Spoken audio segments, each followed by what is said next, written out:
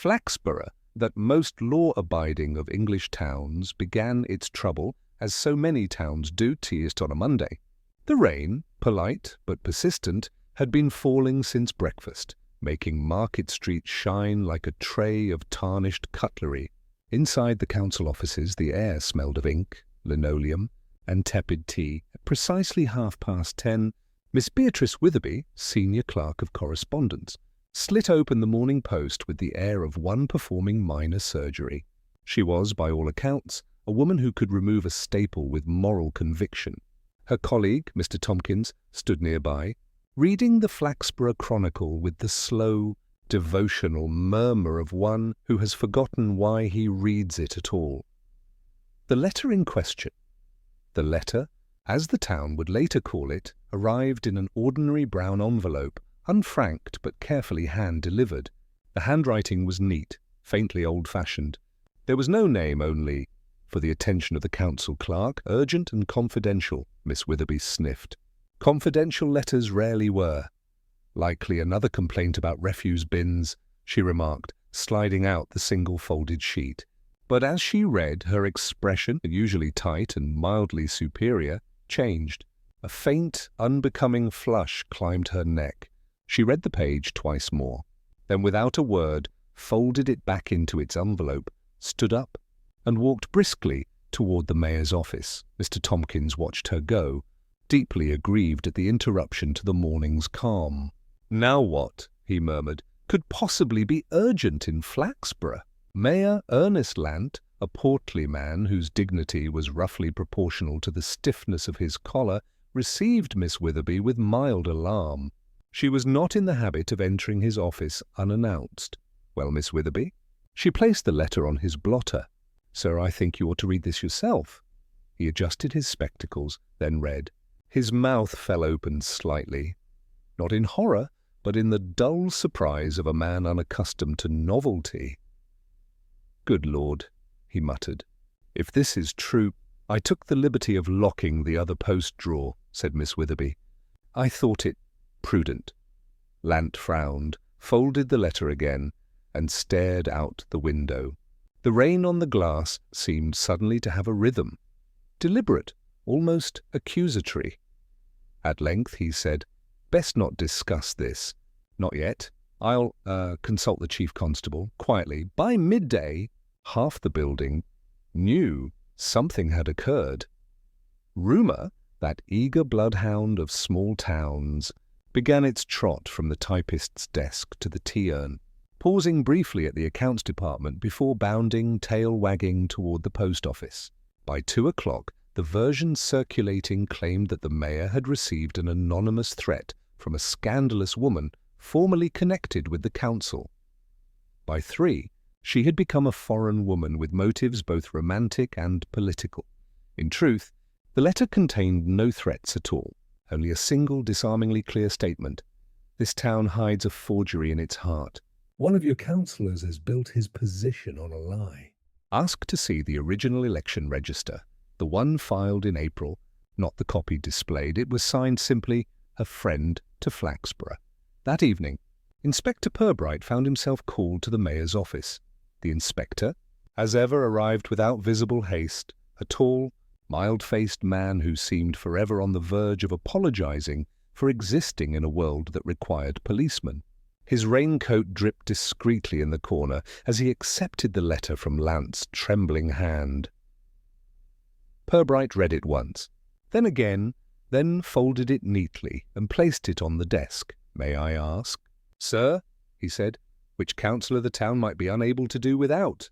Lant blinked. "Without? Well, none of them are indispensable, I should hope." Purbright smiled slightly. "Then we may proceed without fear of political extinction." The mayor sighed. "I'd rather this didn't become public. You know how people talk." "Yes," Purbright said gently. "I do." He pocketed the letter and left with his usual unhurried step, pausing briefly in the corridor to glance at the rain-dulled window. The clock across Market Square showed 10 minutes past 6. In the reflection, he could just make out the blurred silhouette of Miss Witherby closing the blinds of her office. Her expression, faint but telling, was one of grim satisfaction. At the King's Arms, over the clink of modest sherry glasses, Councillor Henry Glossop was overheard declaring, "Mark my words, all the letters about that blasted housing vote. Someone's after me, I shouldn't wonder." His companions nodded, grateful for any whiff of scandal to liven the evening. By closing time, it was agreed among those who mattered that the letter, whatever its contents, was probably political. It wasn't. But by then, Inspector Purbright already suspected that politics would prove the least of Flaxborough's problems. By Tuesday morning, the letter had matured from a mere document into a social phenomenon. Its text remained known only to 3 individuals, the Mayor, Miss Witherby, and Inspector Purbright, but its existence had become common property, polished and reshaped by each retelling until it gleamed with invention. At Mrs. Hardacre's tea-room, the air was already thick with conjecture and the comforting steam of weak tea. Mrs. Hardacre herself, a woman whose compassion was indistinguishable from curiosity, presided over the counter like a benevolent magistrate. "I don't see," she remarked to her companion, "how the council could have received any kind of anonymous letter unless there's something to hide. They do say the mayor looked quite pale after reading it." Her friend, Mrs. Beasley, leaned forward eagerly. "Pale? Well, that would take some doing. He's not a man easily disturbed. Though I suppose, if it's about the money for that fountain—" Mrs. Hardacre tapped the teapot decisively. "My dear, it's never about the money. It's always about someone's reputation." Across the room, at a corner table near the lace-curtained window, Sergeant Malley of the Flaxborough Constabulary was attempting to drink his tea unnoticed. His attempt failed spectacularly the moment Mrs. Hardacre, sensing opportunity, called across sweetly, "Sergeant, you must know something of this letter business, surely?" Malley sighed, his spoon clinking too loudly against the cup. "Official matter, Mrs. Hardacre, nothing for the public to trouble themselves over." This only confirmed, in the minds of every listener present, that the matter was highly scandalous indeed. By the time Malley escaped, leaving half his scone behind, the version circulating claimed that the letter had accused a councillor of bigamy, blackmail, or possibly both. That very afternoon, the postmistress, Miss Tither, was heard assuring a queue of pensioners that the entire business involved false documents and an illegitimate will. She could not, she admitted, reveal her source, only that it was official. Inspector Purbright, meanwhile, sat in his office overlooking the quiet drizzle of Fen Street. He had read the letter again after breakfast, not for its words, but for its silences. The handwriting was careful, deliberate, without haste. Whoever wrote it had intended calm precision, not excitement. The phrasing, a forgery in its heart, suggested someone with a literary turn of mind, perhaps even moral vanity. He found such letters fascinating, not because of their accusations, but because of what they revealed about the writer's need to interfere. At 11:30, Miss Teatime, the Force's administrative secretary, brought in her usual tray, tea, a single biscuit, and her habitual air of mild disapproval. "I've taken the liberty, sir," she said, "of listing the councillors who've served since April. There's been some talk at the Market Hall." Purbright smiled faintly. "Ah, the Market Hall, that sacred temple of retail and rumour." Miss Teatime ignored the jest. "It seems Councillor Glossop has been rather vocal about the letter. Some say he's preparing a public statement." "Is he now?" Purbright murmured, folding the list. "That would be unwise." "But he is a man who finds silence personally insulting."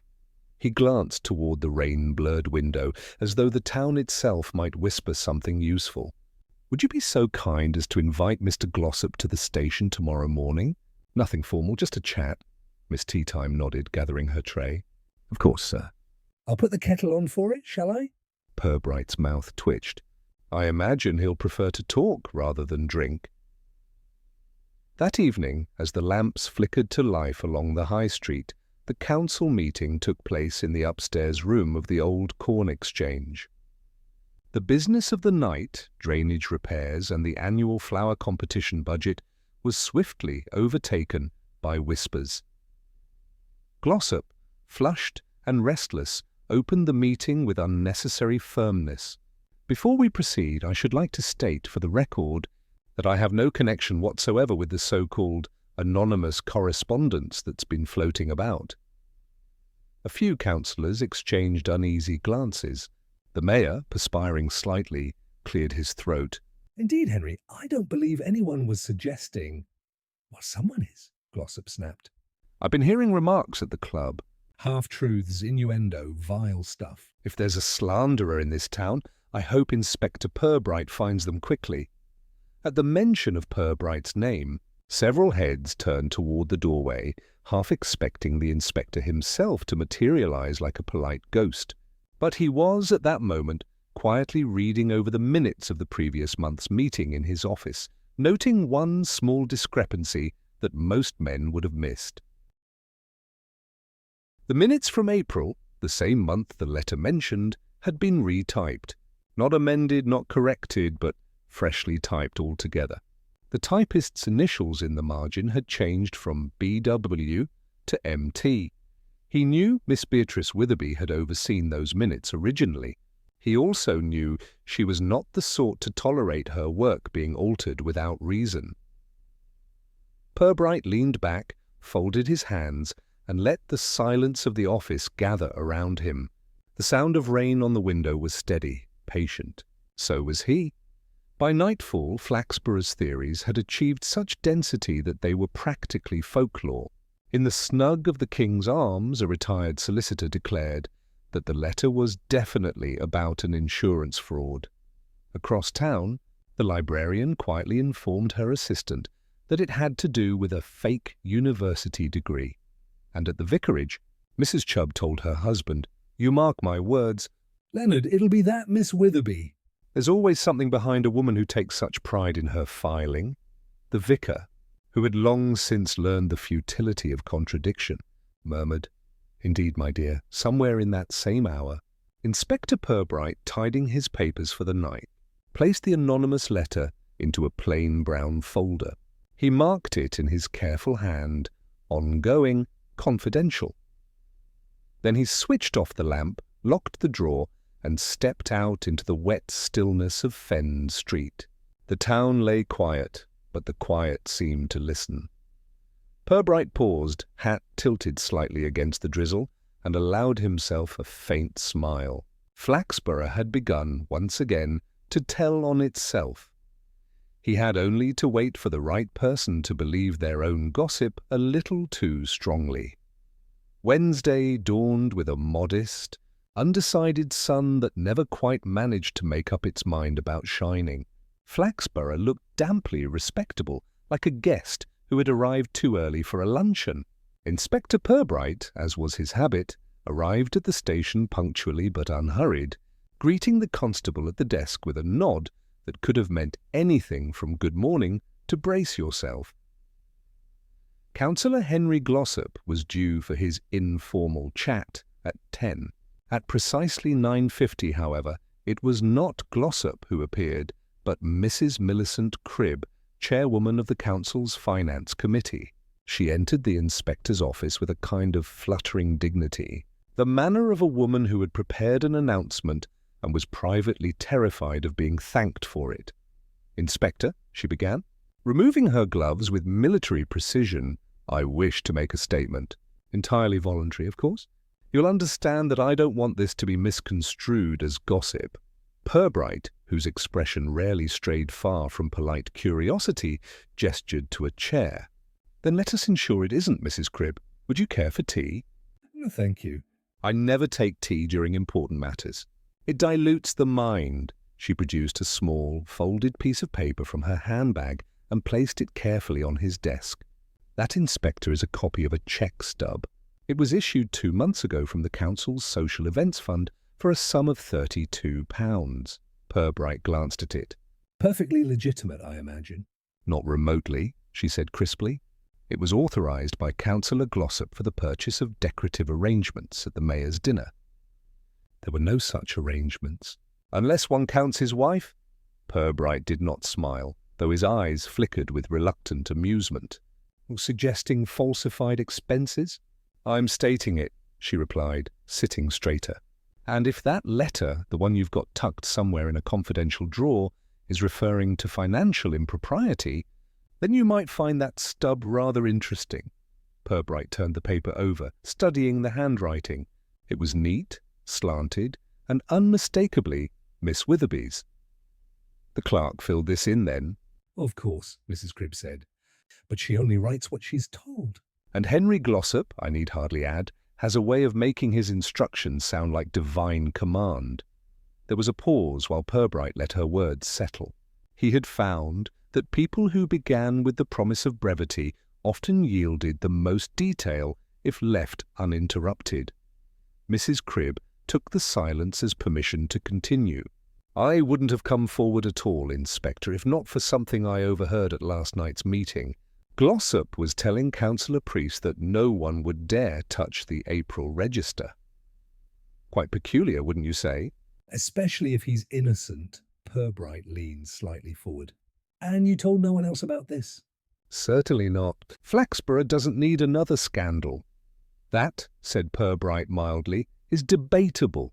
Scandals here seem to function like vitamins. Taken in small doses, they do the town good. Her lips twitched, though she recovered quickly. And I trust, Inspector, that my contribution will be administered responsibly. I'll see to it, he said. She stood, smoothing her skirt. You'll keep my name out of this, I assume? Until there's reason not to, he replied. Her eyebrows rose, uncertain whether that was reassurance or warning. When she had gone, Purbright sat for several minutes, eyes half closed, as though he were listening to distant music. Then he reached for his notepad and wrote 3 lines, April register, typed twice. Witherby first, someone else after. Glossop plus funds.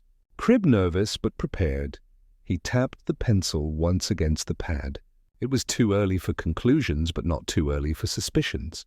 And Mrs. Millicent Cribb, despite her brisk confidence, had arrived at the station almost an hour before anyone could have summoned her.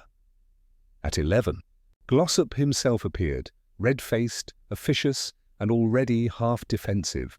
He refused tea, protested innocence before any question had been asked, and spent 10 minutes railing against anonymous poisoners. Purbright listened, occasionally nodding as though in sympathy with the difficulties of being Henry Glossop.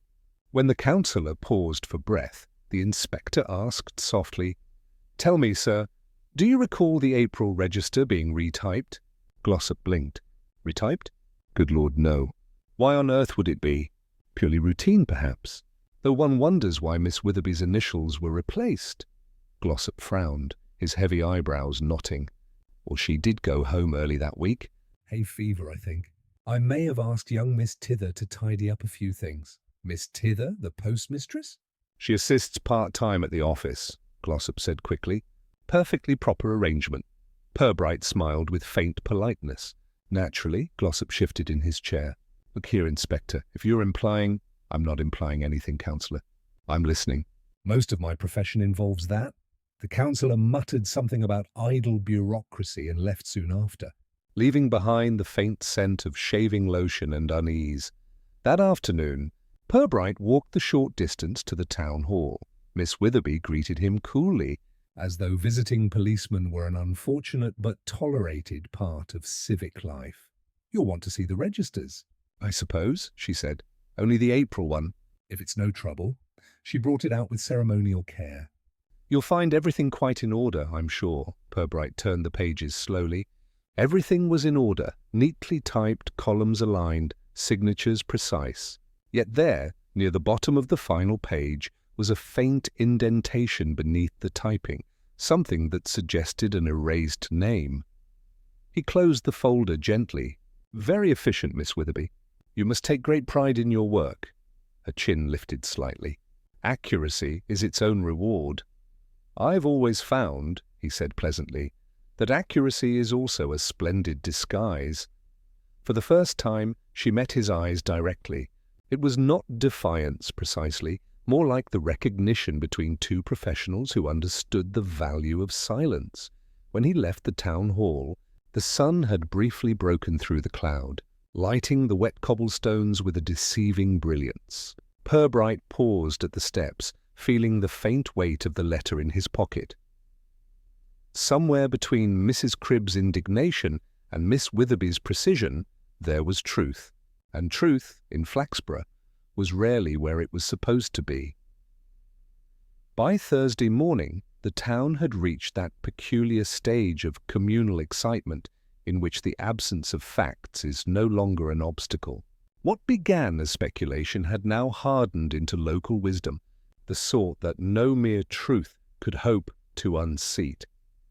At the King's Arms, the regulars discussed the affair with the assurance of those present at the scene of a crime they had entirely imagined.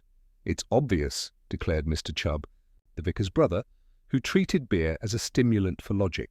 "If the register was tampered with, it'll be that new man, Hasker, the property developer. Moved here last year, never goes to church, drives one of those foreign cars." "Foreign, is it?" said Mr. Tompkins, the council clerk, who happened to overhear from a nearby stool. "Then it's practically treason. You'd best tell the inspector." But no one ever did tell Inspector Purbright anything directly. They told each other until it reached him naturally, like water seeping through brick. By noon, the rumour that Councillor Arthur Hasker had falsified the April register was circulating in the market square, where gossip travelled at the speed of cheap umbrellas in a gust. At the station, Sergeant Malley entered Purbright's office with an expression of mild triumph. "Looks like we've got a name. Sir, Hasker. I've had 3 separate reports, each from entirely reliable sources, that he fiddled the register to cover some land dealings." Purbright looked up from his paperwork, the faintest suggestion of amusement in his eyes. 3 sources, you say? Then I dare say the town has reached its verdict." Malley frowned. "You don't think there's anything to it, sir?" "Oh, there might be something," Purbright said. "There's always something. But truth rarely enjoys such rapid popularity." He rose, collecting his coat. "Let's pay Mr. Hasker a visit. Nothing formal, just a neighbourly call." Arthur Hasker's office occupied a converted shop on Fenwick Street. It smelled faintly of new varnish and cautious optimism. Hasker himself, a lean man with the over-groomed appearance of one who has spent more on his hair than on his conscience, greeted the inspector with wary politeness.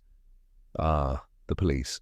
I suppose this is about that ridiculous letter everyone's talking about?" Purbright inclined his head. "Merely routine inquiry, sir." "I understand you've been mentioned in connection with the April register." Hasker gave a short laugh, as brittle as glass. "Mentioned? I dare say I've been accused. You know how small towns are, Inspector. Resentment in a teacup. I make a little progress, and suddenly I'm the villain of the piece." "Progress often has that effect," Purbright said mildly. "May I ask if you were involved in any council business during April?" "Of course." "I proposed the land reallocation for the new housing plots near Willow Dean, entirely above board. Glossop supported it naturally. The rest were too timid to object." Purbright studied him quietly. "I see. And did you handle any documents personally?" Hasker's eyes flickered just slightly. "Only copies. Everything official went through the clerk's office. Miss Witherby's department. You'll find it all in order." Purbright nodded, satisfied, or appearing so. "One more thing. Did you by chance keep a duplicate of the register, or know who did?" Hasker hesitated, then smiled too broadly. "If I'd known it was worth forgery, I might have kept one. But no, Inspector. Bureaucracy isn't my hobby." "Understandable," Purbright said. "Thank you for your time." When he and Malley stepped out into the drizzle, the sergeant muttered, "Slippery type, sir?" "Yes," Purbright said thoughtfully. "Though not, I think, the sort who forges documents. That requires patience, not vanity." By the following morning, the town's confidence in Hasker's guilt was unshakable. Mrs. Hardacre had already rearranged her tea-room window to display a small cactus labelled Arthur, for reasons no one entirely grasped, but everyone understood. Meanwhile, in the town hall, Councillor Glossop was making the most of the development. "I said from the beginning," he announced to anyone within hearing distance, "that these new men, these outsiders, would bring trouble. I'll wager my chairmanship he's behind it all." Miss Witherby at her desk did not look up from her typing. "You have been known to wager recklessly before, Councillor." Glossop glared. "And what's that supposed to mean?" "Only," she replied smoothly, "that I'd advise you to retain your seat while you still have it." He snorted, but for once found no retort. At that precise moment, Purbright was reviewing the original election records at his desk. The April register, the retyped one, bore every appearance of correctness. But the March draft, retrieved from a lower cabinet after some persistent searching, told another story. In the March version, Councillor Hasker's address was recorded as 12 Brook Lane.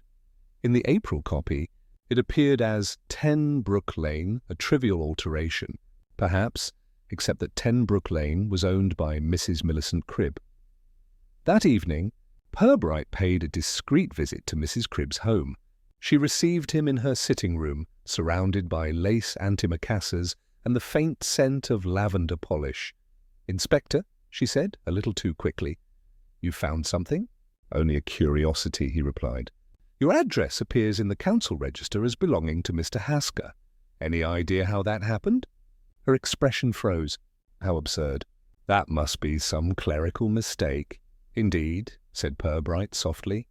"But clerical mistakes usually favour someone. The question is whom." Mrs. Cribb dabbed at her forehead. "If you're implying I had anything to do with that man's affairs—" "Implying?" Purbright smiled faintly. "No, madam." "Only observing," he rose, offering a courteous nod. "Good evening, Mrs. Cribb. Do enjoy your tea while you can." She watched him go. The clink of the teaspoon, betraying a tremor she would later insist was caused by the draught. Outside, Purbright stood for a moment beneath the street lamp, lighting his pipe against the damp wind. Across the narrow street, a curtain shifted. Miss Witherby's flat, second floor. So, the chain tightened. The anonymous letter, the retyped register, the check stub, and now a false address connecting two people who each believed themselves safe. He drew a long breath, eyes half closed. The town had its convenient suspect, as towns always did. But Purbright knew convenience rarely told the truth. In Flaxborough, the guilty were almost never the noisy ones. They were the careful ones, the ones who folded their letters neatly and waited for someone else to deliver them. Friday began with a brittle brightness that fooled no one. The sky had the polished look of something scrubbed too clean, and the air held that faint, conspiratorial stillness which often precedes either a confession or a thunderstorm. At precisely 9 o'clock, Miss Ivy Tither, Flaxborough's postmistress and part-time clerk at the town hall, was reorganizing the postal window displays with the solemnity of a curate arranging relics. She was a compact woman of formidable neatness, who viewed envelopes as moral documents. Once sealed, they ought never to be tampered with, though she did occasionally hold them up to the light. When Inspector Purbright entered the post office, she looked up at once, her sharp blue eyes brightening. "Good morning, Inspector. You're after stamps or sinners?" "Perhaps a little of both," Purbright replied amiably. "You have a reputation for knowing what passes through every pair of hands in town. Reputation undeserved," she said, without conviction. "But one does notice patterns. Letters tell you who's at odds with whom, even when they never quite say it." Purbright nodded. "Then perhaps you can tell me something about one that didn't pass through your hands." "A brown envelope hand-delivered to the council offices Monday morning." Miss Tither's eyebrows lifted a fraction. "Ah, that letter." "Yes, I heard. The mayor came in that afternoon to post something quite anxiously. Used 3 stamps, though it was barely 2 ounces. Guilty men overpay, Inspector, indeed. But I'm not sure our anonymous correspondent fits that category. They preferred personal delivery." She pursed her lips. "Meaning local. Someone who walks to the town hall, not drives." "That was my thought," said Purbright. "And since you deliver to every shop and office in the square, perhaps you noticed who had business near there that morning." Miss Tither's eyes narrowed slightly, recalling, "Well now." I did see Miss Witherby at the fountain about 9. She was speaking rather earnestly with Mrs. Cribb. Odd time for the chairwoman to be out, since she never appears before 10 unless she's rehearsing indignation. Then there was young Mr. Hasker, but he only drove past, looked in too much of a hurry to plot treason. Purbright inclined his head, pleased. "You've a sharper memory than most police reports." She smiled faintly. "Observation's a hobby. Keeps one young, if not popular." Later that morning, Purbright stopped by the town hall again, finding Miss Witherby at her desk, immaculate as ever. He remarked casually, "I gather you were out rather early Monday morning." Council duties. Her typing paused, though her tone remained smooth. "Purely personal business, Inspector. I visited Mrs. Cribb regarding committee minutes. Before office hours? I believe diligence should not observe the clock," she said, resuming her rhythm. "Nor deceit, alas," Purbright murmured, but not loudly enough for her to decide whether she'd heard correctly. By noon, Sergeant Malley entered Purbright's office, carrying a small brown envelope between thumb and forefinger, as though it contained anthrax. "Postmistress sent this over, sir. Said you'd want to see it." Found in the outgoing mailbag from the town hall, Purbright took it carefully. It was addressed to the editor, Flaxborough Chronicle, and inside lay a single folded sheet, typed neatly and unsigned. "The inspector will never find the truth. The guilty have already changed the records again." Purbright read it twice. "When was this posted?" "Yesterday afternoon," Malley said. "Came through Miss Tither's hands, same as the rest." Purbright's brows drew together. "And she didn't recognize the type?" "Said it looked like the town hall machine, sir." "Same ribbon wear." He placed the letter beside the first anonymous one, aligning the edges perfectly. The spacing, the margins, even the slight misalignment of the final line, they matched exactly. Whoever wrote this new message had written the first. Purbright leaned back, fingers steepled. And yet this one wasn't hand-delivered. Either our correspondents' courage has waned, or their confidence has grown. That evening at the King's Arms, Miss Tither found herself the unwilling centre of attention. "You'd know." "Ivy," said Mr. Chubb, swirling his pint. "You see every letter before anyone else." "Tell us, who's behind all this? Glossop, Hasker, or the devil himself?" She sipped her port calmly. "I've never met the devil, Mr. Chubb, but I'd wager he keeps better records than our council." There was laughter, but she did not join it. She knew, as few others did, that something far stranger was afoot. When she'd examined the council's outgoing bag that morning, she had found, alongside the new anonymous letter, a carbon copy of an older one. The paper was faint, but legible enough to read the final words. Asked to see the register filed in April, not the copy displayed, she had meant to destroy it. But curiosity, her lifelong weakness, had stopped her hand. Someone inside the town hall had not merely sent the first letter, they had kept a copy. At 8 that evening, Purbright called upon Miss Tither at her small flat above the post office. The room smelled faintly of lavender polish and caution. She admitted him with an air of defiance thinly disguised as hospitality. "You've brought news, Inspector?" "Possibly the other way around," Purbright said, producing the second anonymous letter. "Recognize this?" Her eyes flickered only briefly. "I've seen it. I sent it through, same as any other." "Didn't think it was my business?" "Of course not," he said mildly. "Though you did mention to Sergeant Malley that it used the town hall's typewriter." "Only because it did." "Indeed." He placed the letter on the table. "Would it surprise you to know that the same typewriter produced both letters?" Miss Tither hesitated. "The same?" Then it must be someone in the office." "But who would—" "Who indeed?" Purbright said. "I was rather hoping you might tell me." Her hands fidgeted with the edge of her apron. "I don't know, Inspector, truly. But I'll say this. On Monday morning there was an envelope already waiting in the council out tray before the post arrived." "I thought nothing of it." "Looked like any other." Purbright studied her face. "And you didn't mention it earlier because—" She sighed. "Because people in this town like to punish messengers, Inspector." "I'm quite attached to my position." He nodded, not without sympathy. An understandable instinct. Still, you've done more good than harm. You've confirmed one thing. What's that? That whoever wrote these letters had access to the town hall office after hours. He stood, adjusting his hat. Thank you, Miss Tither. You've solved one puzzle, though I fear you've opened another.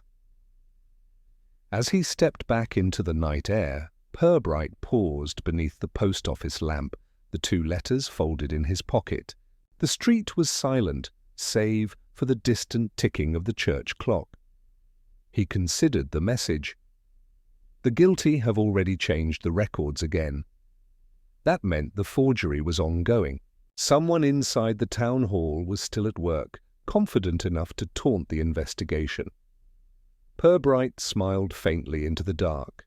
In Flaxborough, guilt never stayed still for long. It preferred to post itself, first class, right under everyone's nose. Saturday in Flaxborough had a curious rhythm. By 9, the market square filled with its usual orchestra of trivial commerce, gossip disguised as shopping, bargaining disguised as moral rectitude, and above it all, the steady, comfortable hum of lives lived without visible drama, except, of course, when there was, in the town hall typing pool, a long, echoing room with high windows and low ambitions, the week's quiet turmoil lingered like stale perfume. The clatter of typewriters formed its usual rhythm, though each typist struck her keys with slightly more suspicion than before. The talk, naturally, was not of minutes or memoranda, but of the letter. "Mark my words," declared Miss Enid Pask, the most senior of the group and the least discreet. "If anyone in this office sent that anonymous nonsense, it'll be Miss Tither. She's always poking about with post she's no business reading." "She's a postmistress," murmured another typist. "Poking's part of the job." Miss Pask sniffed. "Then perhaps she ought to stay behind her counter and leave civic matters to the civic-minded." At the far end of the room, Miss Witherby said nothing. Her typing was precise, her posture faultless, but her carbon sheets, neatly stacked to her right, were slightly smudged, an imperfection she would usually never tolerate. At 10 past 10, the door opened and Inspector Purbright entered. The sudden hush was instant and absolute. Few sounds are more revealing than those that abruptly stop. "Good morning," Purbright said mildly. "I hope I'm not disturbing the municipal harmony." Miss Pask flushed. "Not at all, Inspector. We were merely, well, finishing the month's reports," Purbright smiled. "Splendid. And you'll forgive me if I borrow a few minutes of your diligence." He moved toward Miss Witherby's desk. "A word, if I may." Miss Witherby rose, composed as ever. "Certainly, Inspector. Shall we step into the records room?" The other typists watched them go with an attention that would have been considered intrusive, even at a séance. The records room was cool, shadowed, and faintly musty, the kind of place where even dust seemed afraid to move without permission. "I understand," Purbright began quietly, "that the town hall typewriter is shared among the staff." "Yes," said Miss Witherby, "though some of us prefer our own ribbons. I, for instance, use a finer grade. It prevents smudging." "Ah," Purbright said, glancing at a stack of papers. "Yet there are smudges this morning." Her composure wavered. The ink was fresh. "The humidity?" He raised a hand gently. "No need for explanations, Miss Witherby.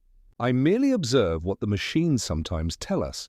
They record their users more faithfully than their words." A long pause followed, filled only by the slow tick of the wall clock. Finally, she said, "If you're suggesting I type those letters, Inspector, you are mistaken." "I've not suggested it," he said evenly. "But I am curious. Who, besides yourself, has a key to this room?" "Mrs. Cribb, Councillor Glossop. Occasionally Miss Tither when late mail arrives. That's all. And of those who worked after hours recently?" Miss Witherby's hesitation was minute but measurable. "I couldn't say." "I lock the outer office when I leave." "Or rather, I used to. Councillor Glossop has taken to staying late." "Something about civic responsibility?" Purbright's eyes softened. "Yes. I've noticed civic responsibility grows vigorous after dark. That afternoon he summoned Sergeant Malley. "I'd like you to have a look round the town hall tonight," he said. "Nothing official. Just a stroll past the windows about 9. You might see whether anyone's light is burning longer than conscience allows," Malley grinned. "You expect company?" "Only if we're lucky," Purbright replied. The sergeant nodded. And that night, while the town settled into its weekend inertia, he took up position across the square beneath the statue of the first mayor, a man whose bronze expression suggested deep regret at municipal posterity. At 9:10, a single light appeared behind the high window of the typing pool. Malley watched. A silhouette moved, tall, deliberate, unmistakably male. He waited another 10 minutes, then slipped round to the back of the building. When he entered, the faint tap of keys echoed down the corridor. Peering through the door's glass panel, he saw Councillor Glossop hunched over a typewriter, frowning in concentration. After a moment, Glossop tore the sheet free, folded it carefully, and slid it into his briefcase. Then, noticing movement in the corridor, he froze. Malley stepped in, all polite apology. "Evening, Councillor." "Burning the midnight oil?" Glossop's face flushed scarlet. "Good heavens, man, you frightened me half to death. I was merely checking figures." "Finance notes." "Ah," said Malley. "No harm in that, though I'll mention it to the inspector. He likes to keep track of industry." Glossop muttered something about overreach and stalked out, clutching the briefcase as though it contained his reputation, which, in a sense, it did. The next morning, Purbright examined the recovered carbon paper that Malley had quietly removed from the wastebasket. It bore the faint impression of several lines. "Cannot permit further interference. Register is now consistent. Inspector must be diverted." The letter, whatever its full text, was another anonymous effort, and this one had been written by a man trying to imitate Miss Witherby's precision, and failing.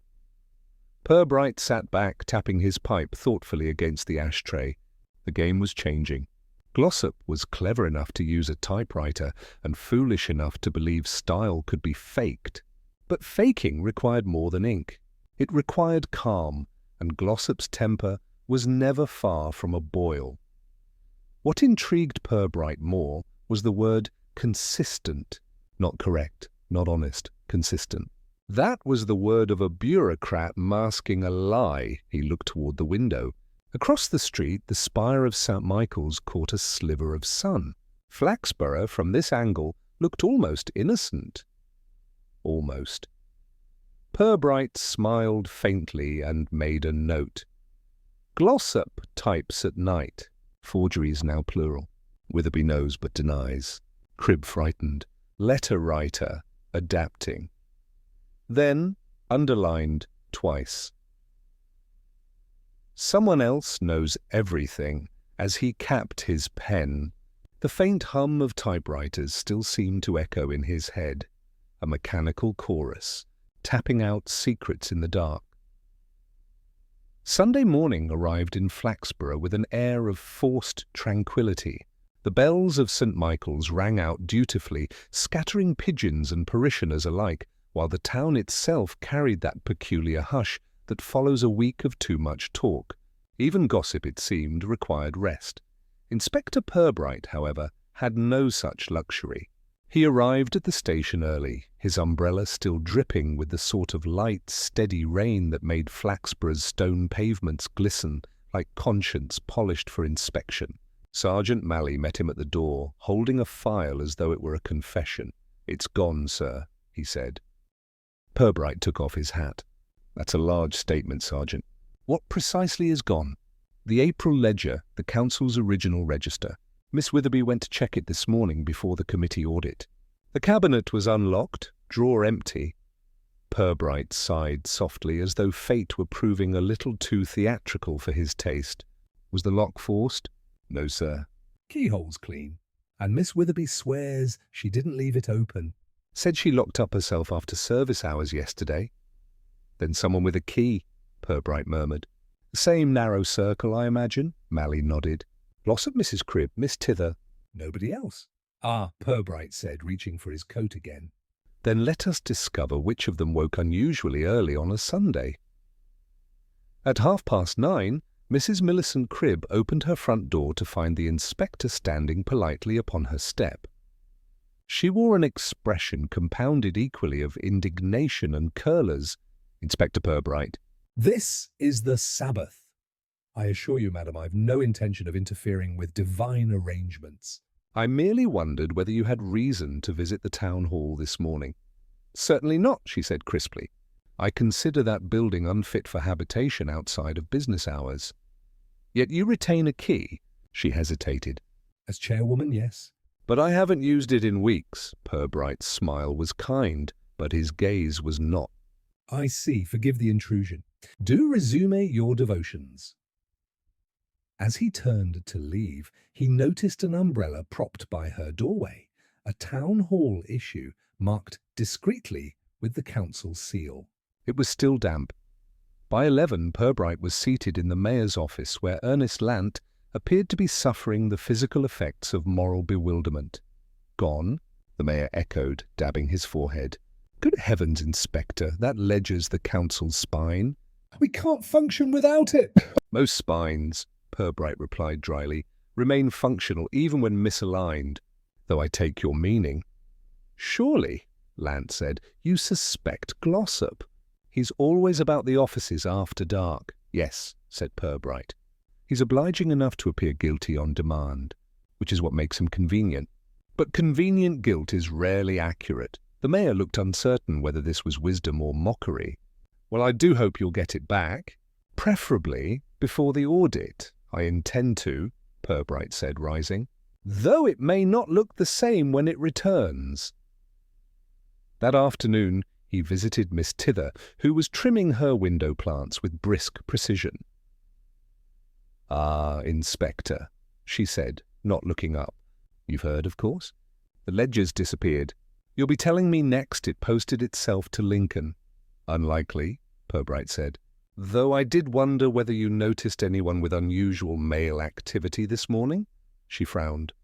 As it happens, yes. A messenger came from the Chronicle around 8. Said Councillor Glossop had sent over some documents by hand. All sealed up. Heavy envelope. Did you see the contents? Of course not, she said, affronted. Though I did notice the flap, same type of brown envelope as your anonymous letters. Purbright's expression barely changed, but his eyes sharpened. And this messenger, did he say who gave him the parcel? He said a lady at the town hall, didn't name her, describe her. He thought she almost smiled. He said she had gloves on. Which narrows it down to nearly every woman in Flaxborough. At 4 o'clock a call came from the Flaxborough Chronicle. The editor, a dry man whose sentences smelled faintly of ink and secrecy, requested the inspector's presence. When Purbright arrived, he was handed a parcel resting untouched on the desk. It came this morning, the editor said. No return address? I recognized the town hall paper and thought it best not to open it. Something about the glue seemed ambitious. Purbright examined the envelope. It was indeed the same stock as the anonymous letters, municipal issue, faintly textured, a slight smudge on the upper corner. He unsealed it carefully. Inside was the missing ledger, or rather, something that looked very much like it. The cover was authentic. The binding identical, but the interior pages, neatly retyped, bore subtle differences. The councillor listings were identical except for one quiet alteration. Councillor Hasker's name had vanished entirely, replaced by a vacant seat, as if he had never existed. The forgery was complete, almost elegantly so. Purbright turned a few more pages, noting the rhythm of the type, the faintly uneven alignment of line endings. He recognized the pattern immediately. Town hall machine, second desk from the window, he murmured. Miss Witherby's, the editor leaned forward. So she's your culprit? Purbright smiled faintly. Culprit, yes. Of what? I'm not yet certain. He carried the ledger back to the station under his arm, the rain beginning again, soft and steady. That evening, he laid the forged ledger beside a carbon sheet retrieved earlier from the town hall wastebasket. The line spacing matched. But a subtle detail stood out. The forger had typed the title line twice, adjusting for an error, which created a faint shadow of repetition. He thought of Miss Witherby's remark days earlier, "Accuracy is its own reward," and of Mrs. Cribb's insistence that she hadn't visited the hall that morning, despite her damp umbrella.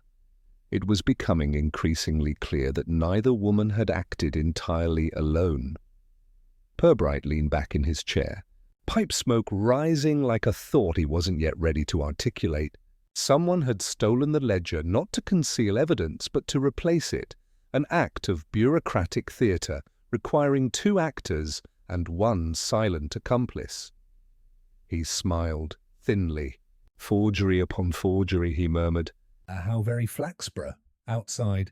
The bells of St. Michael's struck 6, solemn, repetitive, untroubled by the human deceit they told over, and somewhere, in a neat little sitting room, smelling faintly of lavender and gilt, a woman was lighting her fire too early for comfort. Monday brought with it a deceptive calm, the sort Flaxborough specialized in. The market square glistened from a night's rain, and shopkeepers went about their morning routines with the quiet relief of people who believed, or pretended to believe, that nothing of importance ever truly happened here. Inspector Purbright, seated alone in his office, found the stillness oddly instructive. The ledger lay before him on the desk, 2 of them. In fact, the genuine one, half incomplete, recovered later that morning from a locked cupboard in the town hall cellar, and the false one, still slightly damp from its brief career as evidence. He regarded them with something approaching affection. "A pair of identical twins," he murmured to himself. "One legitimate, one entirely fabricated, and neither confessing their parentage." He set his pen down and leaned back, watching the slow crawl of light across the opposite wall. The typewriter on the side table gleamed faintly in that pale sunlight, as though conscious of its recent notoriety. The constables had gone about their errands. Mally was interviewing Hasker again. The mayor was resting from anxiety.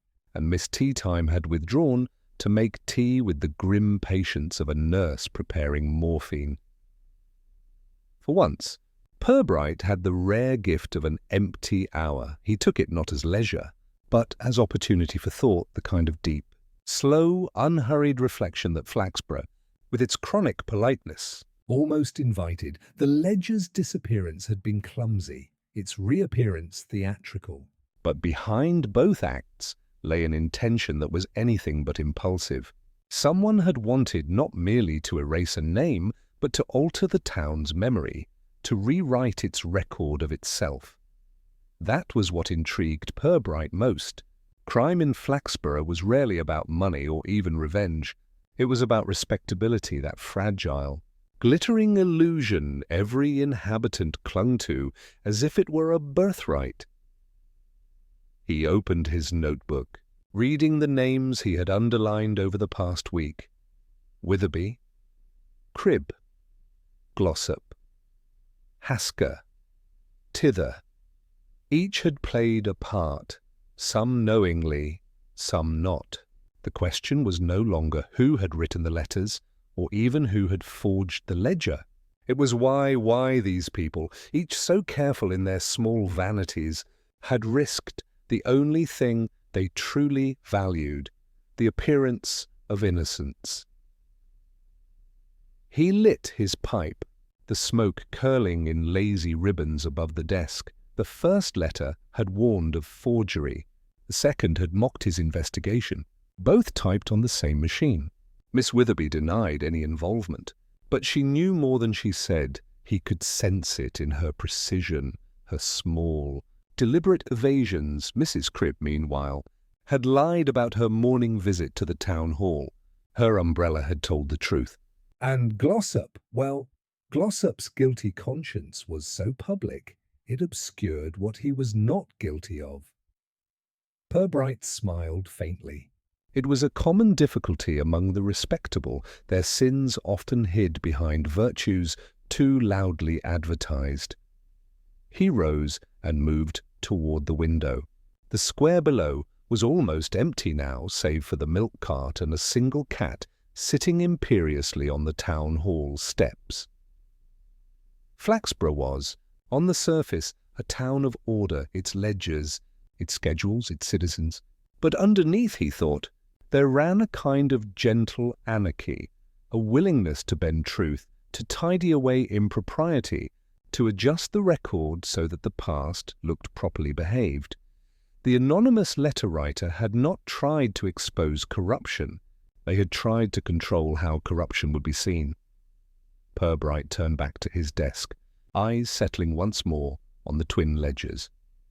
If Miss Witherby had indeed typed the forgery, she had done so with a practised hand, but for whose sake? Not Glossop's. She despised him. Not her own.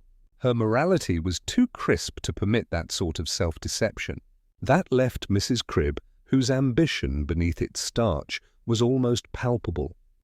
He could almost picture it, Cribb dictating, Witherby typing, both convinced they were performing some higher act of civic preservation. And then what? A quarrel? A fear of exposure? A second letter, perhaps, an attempt by one to frame the other. It fit, more or less, but Purbright disliked conclusions that fit too soon. They had a habit of unravelling just when one needed them to hold. He sighed, tamping out his pipe. "Patience, my dear fellow," he told himself quietly. "They'll come to you. They always do. The guilty in Flaxborough are like stray cats. Sooner or later, they scratch at the back door." At 12:30, Miss Teatime appeared, setting down a fresh cup of tea. "You've been in here since 8, sir. You'll turn to parchment." "Better parchment than pulp," Purbright said, not unkindly. She hesitated. "Word around the market hall is that Mrs. Cribb means to hold a press statement tomorrow. Something about clearing her name." "Ah," he said, eyes glinting. "There's always one who feels absolution works best when performed publicly." "Do you mean to stop her?" "Stop her?" Purbright smiled. "No, Miss Teatime. I intend to provide the audience." She nodded, a little uncertain, and left him to his thoughts. The afternoon drifted on. Rain returned, soft and continuous, drumming a rhythm against the glass.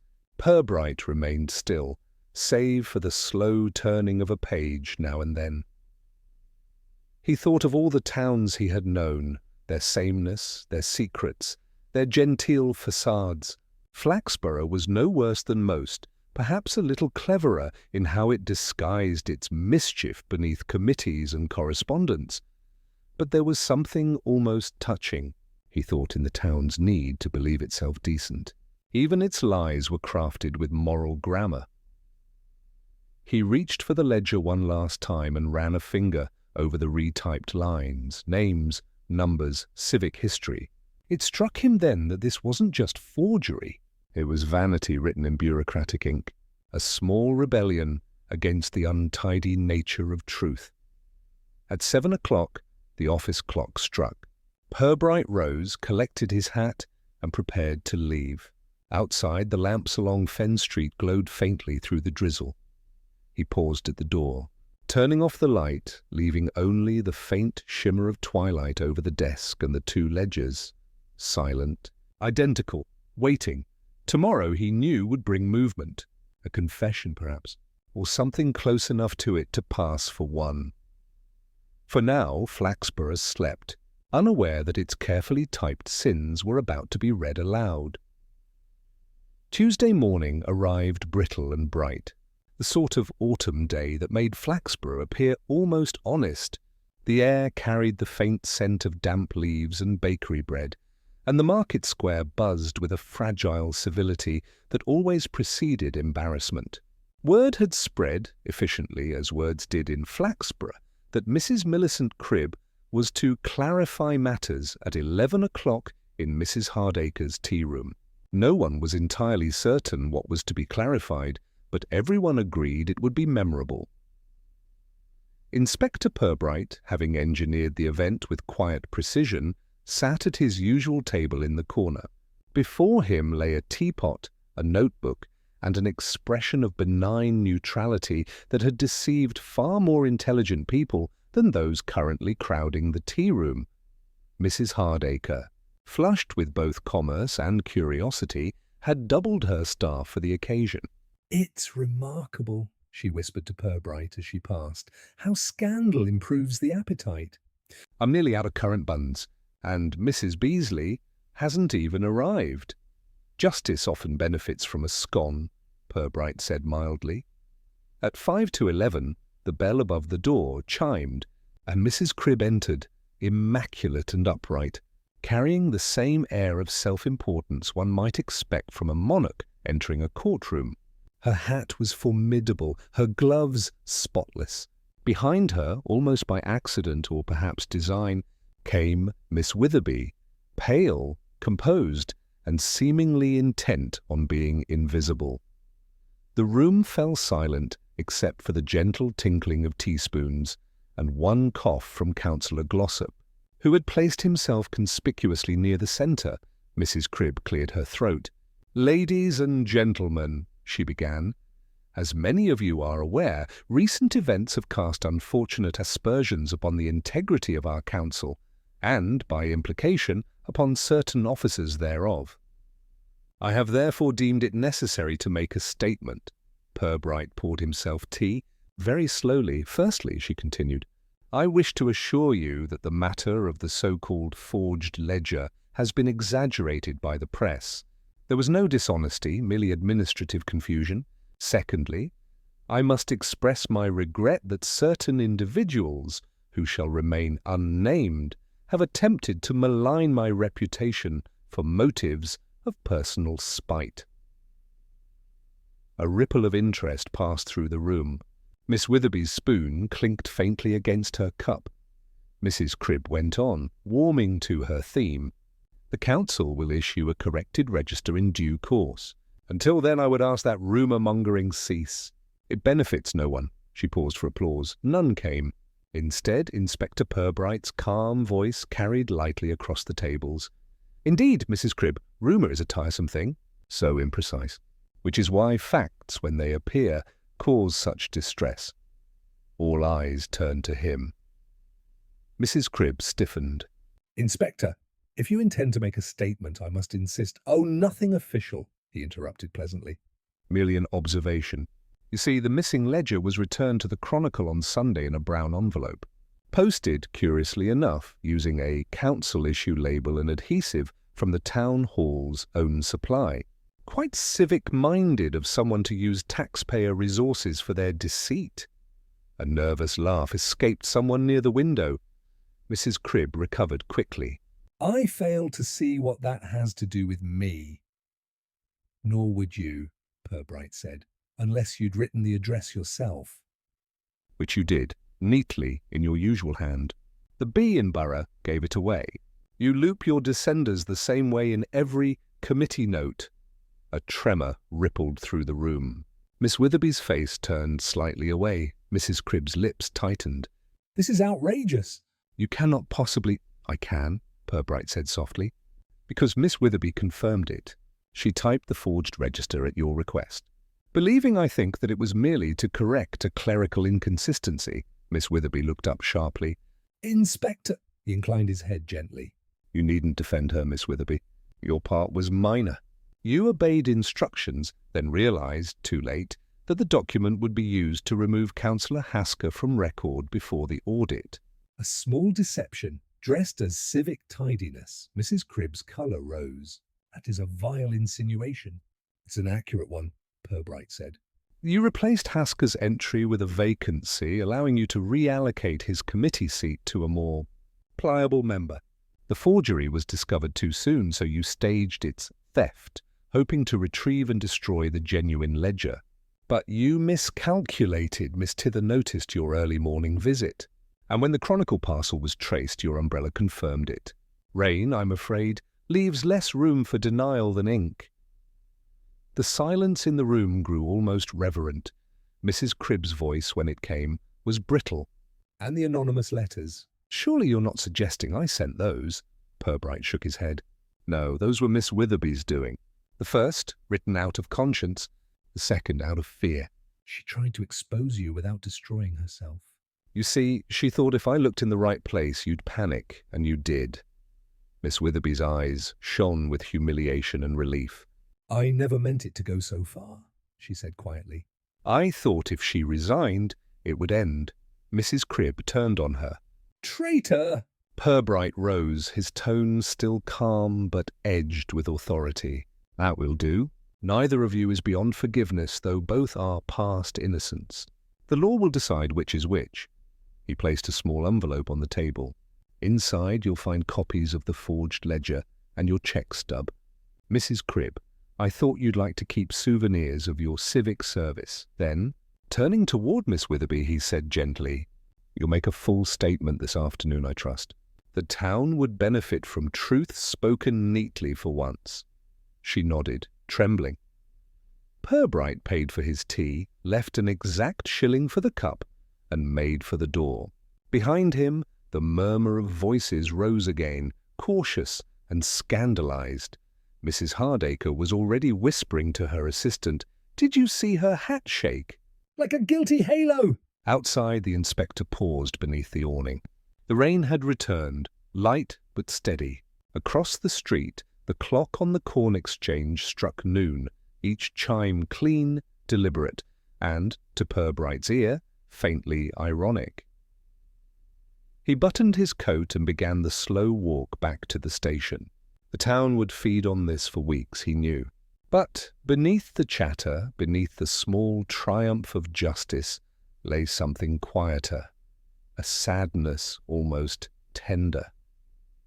Flaxborough had exposed its sin in a tea-room over porcelain cups and polite applause. A very English crime confessed with cream and sugar. Wednesday morning dawned bright, thin and deceptively innocent. The kind of morning that could almost persuade Flaxborough to forget itself. But memory, like scandal, was not so easily dismissed. By 10 o'clock the town hall felt unnaturally quiet. The clerks spoke in whispers, as though the building itself were ashamed. Outside the mayor's office, Miss Teatime arranged her papers with exaggerated delicacy, pretending not to listen. Inside, Inspector Purbright sat opposite Mrs. Millicent Cribb, who faced him with the grim composure of a woman determined to lose gracefully, or at least appear to. The mayor, summoned as a witness, dabbed nervously at his collar with a handkerchief.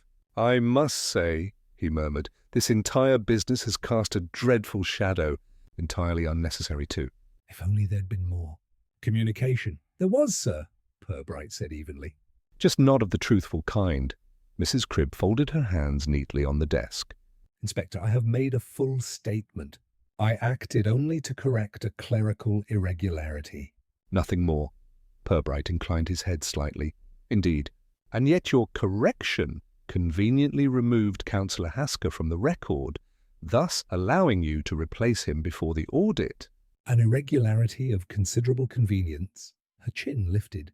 You misunderstand me. The register was never intended as a weapon, no. Purbright's tone was almost kind. Then why deliver it to the Chronicle in disguise? Mrs. Cribb's voice trembled slightly. I panicked. I wanted the ledger gone before anyone could verify which version was authentic, Purbright finished gently. I quite understand. Panic is the most human of reactions. It's honesty's late and clumsy twin. For a moment she said nothing. Then, almost imperceptibly, her defiance softened.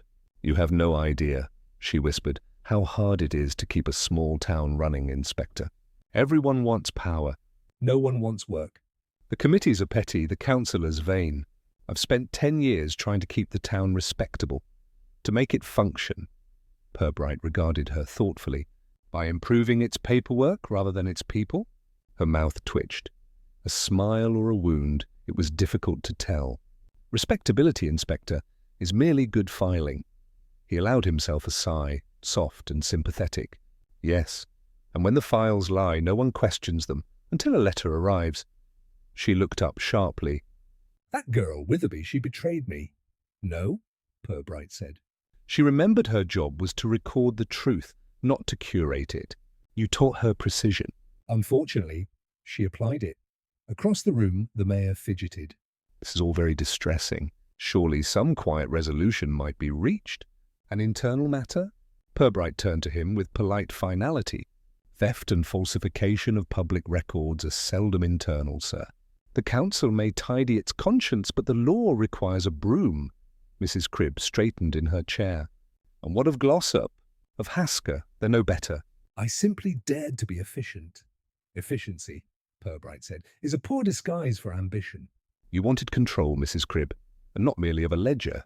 You wanted the story told your way. She drew a slow, shuddering breath. And I nearly succeeded. Yes, he said, but not quite. Flaxborough rarely allows perfection. There's always a smudge somewhere, a damp umbrella, a carbon sheet, a conscience. The room was silent, except for the distant creak of floorboards and the slow ticking of the wall clock. Finally, Mrs. Cribb spoke again, quieter now. You'll make an example of me, not I, Purbright replied. The town will do that. It enjoys its morality best when someone else performs it. Her eyes glistened. And Miss Witherby? She'll keep her post, he said, but she'll never look at a typewriter quite the same way again. A flicker of bitterness passed over her face. Nor at me, I suppose. Purbright gave a small, weary smile. No, Mrs. Cribb, but she'll remember you. And that, in Flaxborough, is punishment enough. When she was escorted out, dignified, silent, and perfectly upright, the mayor sagged into his chair. Do you ever enjoy this sort of thing, Inspector? Purbright regarded him mildly. Enjoyment isn't part of the job, sir. But there is a kind of satisfaction in restoring the balance, even temporarily. Lant sighed. The newspapers will make a circus of it. Then at least the performers will be familiar, Purbright said, gathering his hat. Flaxborough does love a public drama, provided it's well-mannered. Later that afternoon, Purbright walked alone through the town. The day had turned soft, the light thin and forgiving. At the fountain in the square danced the one that had seen so many whispered conspiracies. He paused. The water trickled faintly, catching a glint of sun that seemed almost accidental. Across the street he saw Miss Witherby leaving the town hall, her usual poise subdued, but not broken. When she noticed him, she hesitated, then approached. "I thought you'd gone home," she said. "Soon," he replied. "But I like to see what remains after the dust settles," she managed a faint smile. "It's never quite clean, is it?" "No," Purbright said. "Truth never polishes well." They stood in silence for a moment. Then, after a pause, she said, "She wasn't entirely wrong, you know. The council would have eaten itself eventually," he nodded. Perhaps. "But one doesn't cure poison by diluting it with deceit." Her eyes lowered. "Will she go to prison?" "That's for the magistrates," he said gently. "But I suspect she'll serve her sentence long before it begins." A breeze stirred the fountain spray. Miss Witherby glanced at him once more, her expression caught somewhere between gratitude and fatigue. "You'll stay for the audit?" "Oh, yes," Purbright said, turning away with a faint smile. "Someone must ensure the town records match its conscience, or at least its imagination." As he walked back toward Fenn Street, the evening bells began to toll, slow and steady. Purbright listened as they rolled over the rooftops, mingling with the ordinary sounds of life, doors closing, cups clinking, the hum of a town preparing to forget. He smiled faintly to himself. Flaxborough would recover, as it always did, by misremembering everything accurately except the truth, and that, he thought, was probably justice enough. Thursday morning returned Flaxborough to its usual shape.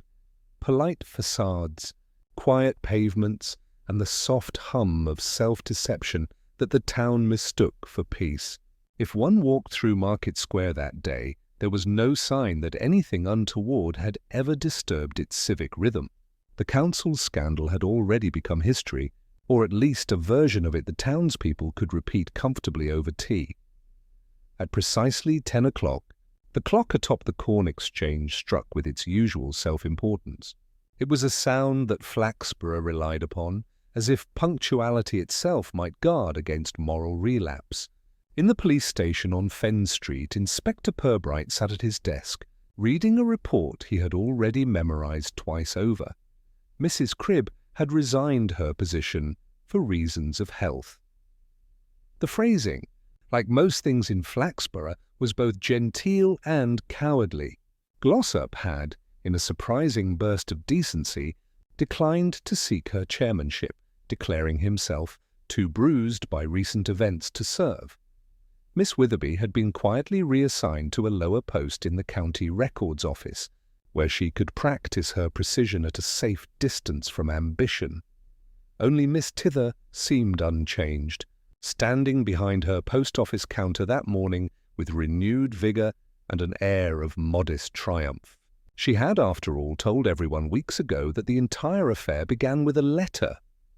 The letter, now sealed in an evidence envelope, lay on Purbright's desk. He lifted it once more, reading the opening words he knew by heart. "This town hides a forgery in its heart." He smiled faintly. "Quite right," he murmured. "Though not only one." The door opened, and Sergeant Malley entered, balancing 2 cups of tea with uncharacteristic delicacy. "Morning, sir." Town's gone quiet again. "You'd think nothing ever happened."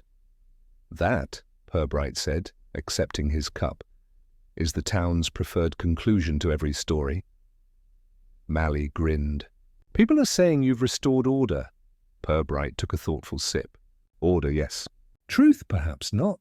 But the two rarely occupy the same space for long." The sergeant chuckled, uncertain whether it was a joke. "You'll miss it when it's dull again." "I rather depend on dullness, Sergeant," Purbright replied. "It makes the next disturbance easier to hear."